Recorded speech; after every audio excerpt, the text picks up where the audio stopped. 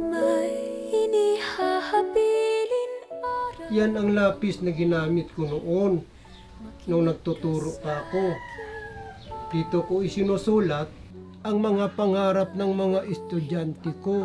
Katulad ng mga binhi, ang mga pangarap natin. Kahit maliit ito, malaking naitulong sa akin ito. Masdan mo